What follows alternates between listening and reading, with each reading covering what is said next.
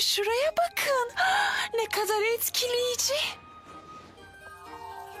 Resmen bayıldım bunlara.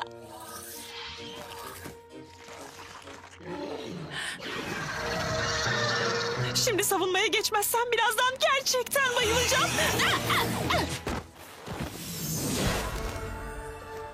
O burada.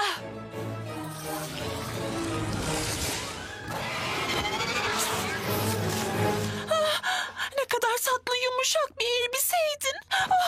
Nasıl bir canavar böyle bir şey yapabilir? Tantabus. Hadi durduralım onu. Hayır, lütfen.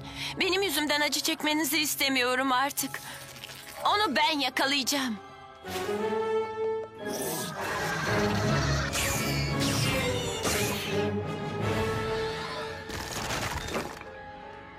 Şimdi başka bir rüyaya sıçradı. Burada kal. Ben onu durduracaksam gittiği her yere peşinden gitmeliyim. Git. Ben burayı kontrol altında tutarım. Umarım. La la la la la la la la la la. Yuhuu. La la la la la la. Tantabus'u buraya kadar izledim. Şimdi ise sırada...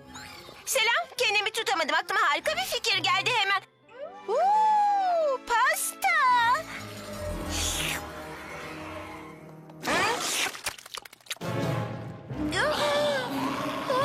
Bu nasıl pasta?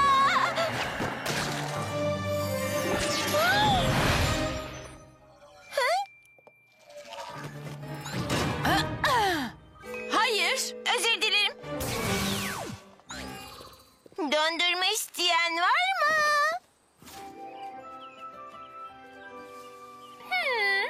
Evcil hayvan olmak da çok güzelmiş.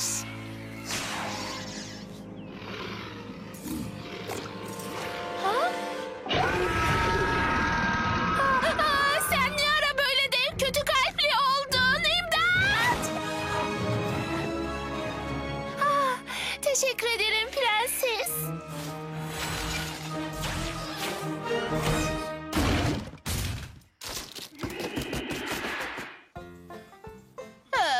İşte inanılmaz rüya diye buna derim ben.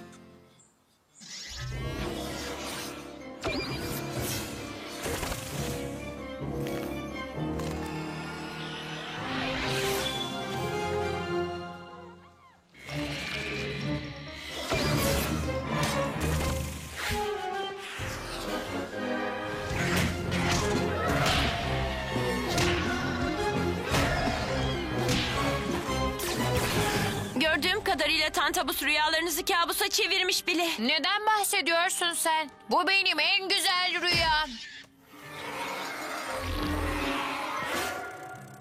Ya, Biz çok mutlu çiçekleriz.